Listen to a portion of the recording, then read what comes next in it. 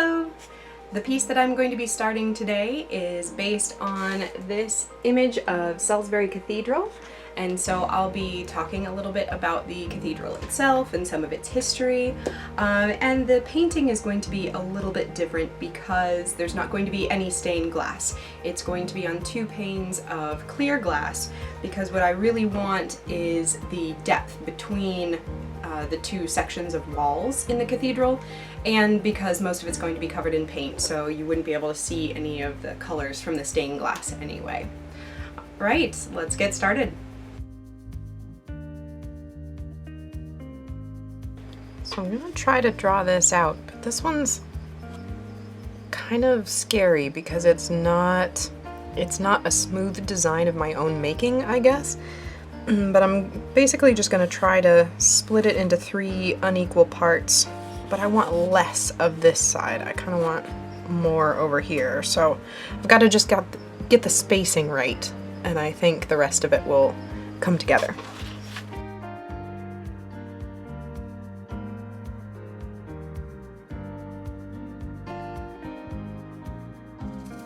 What you making here? I am trying to draw this picture, but Oh, wow. bigger and better. Oh, wow. Yeah. Hopefully it works. Ooh, what are these in the background? Are they like hills and rocks and stuff? No, it's all inside. It's in a big cathedral called Salisbury Cathedral, and those are going to be more windows and things, kind of like this. I got the inspiration for this piece from a Time Team episode, which is a British show about archaeology, and it's fantastic. I highly recommend it, and I'll put the link for it in the description below. As you'll see, I'm not painting a true-to-life snapshot of the picture or of the cathedral. It was just my jumping-off point. So today's hint of history is about Salisbury Cathedral.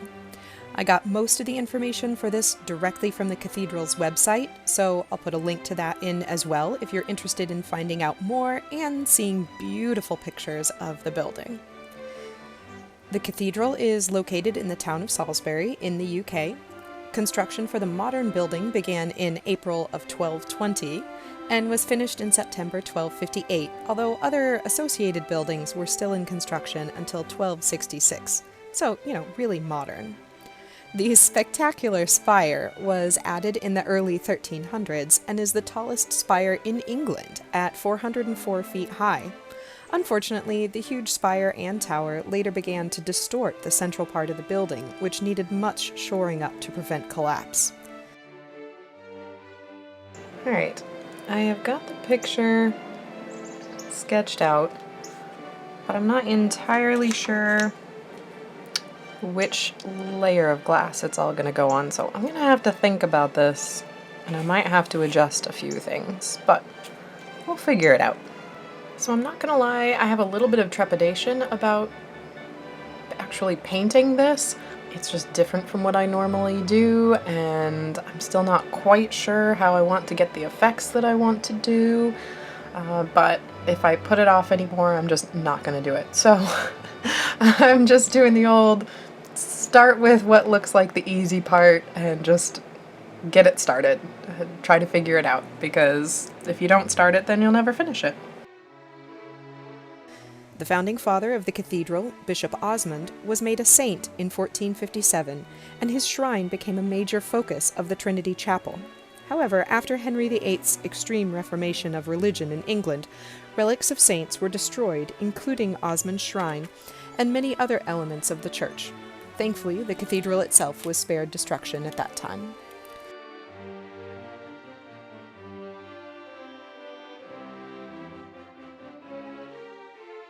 Now I'm starting on the reverse painting, and I need to do all of these little lines of all of the sort of stonework areas, and then I will color them in later.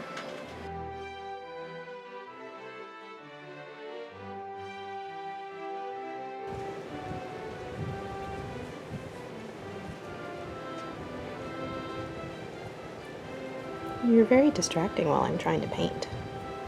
You know that, right? Yeah, don't care. Well.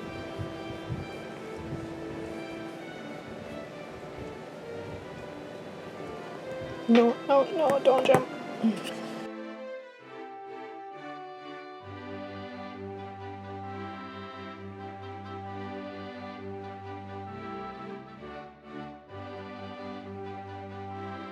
I'm starting on what will be the shadows of the stonework, and this is reverse painting, so I've got to paint those first before I do the walls themselves. Now I'm starting in on I call it the third layer. It's the back pane of glass, but the front. During the Civil War, in the mid-1600s, there was damage done, some because of cannons and guns, but much from people stealing the lead from the roofs, presumably to make weapons and ammo. Later, in the 16 and 1700s, large parts of the cathedral were refurbished and restored and even remodeled. Largely these were led by an appraisal of the building that was done by famed architect Sir Christopher Wren. So I went ahead and filled in this brown stuff, but it's not really interesting to watch, so you didn't really miss much. But for now, I'll be doing the slightly more interesting, painting in the white and blue on these accent parts. Well, hey, that's fortunate. Got blue paint all over me, but it actually matches my nail color pretty well, so... Now I'm starting in on the fourth layer, the very back one.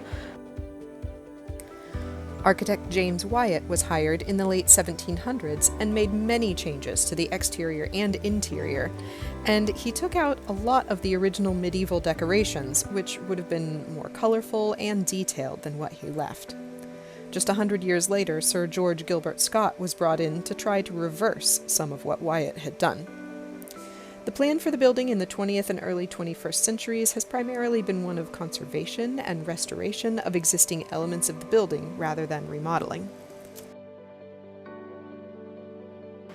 And then this is the super boring part where I'm just adding a whole bunch of color to a big space.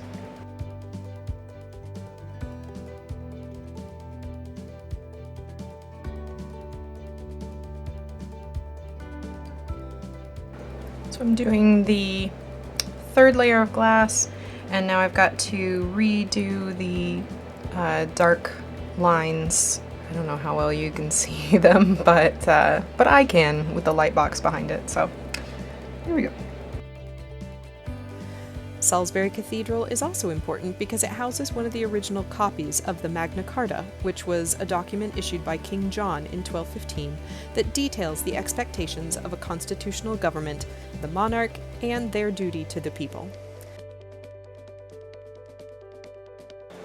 Alright, now I've just got to wait for all of this to dry so that I can paint on the back side of it, because that's kind of the annoying thing about doing glass and doing painting and reverse painting is that you use the back of your canvas too, so everything has to be dry enough to work on it. The cathedral also has the world's oldest working mechanical clock, originally built in 1386 to strike the hours important for worship. It's part of feeling like covering up everything I've just painted is always just a little bit nerve-wracking. Unfortunately, I have not been to Salisbury myself. Hopefully one day I will be able to go, but thankfully I can still be inspired by this spectacular place.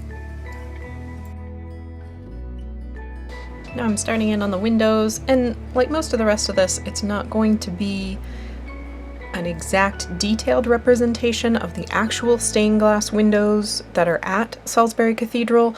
I'm just kind of doing an impression of it.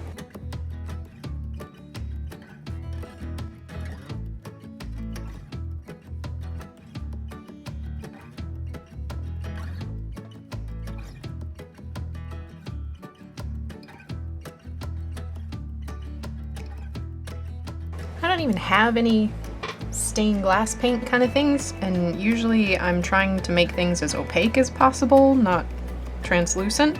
Honestly, I'm gonna see if this is gonna work. I'm gonna paint with my regular acrylic enamel paint.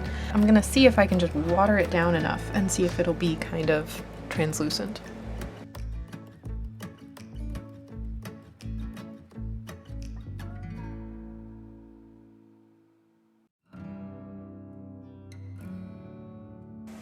I just need to finish up a few things with the windows and some touch-up paint, and then I'll get this put together and framed up.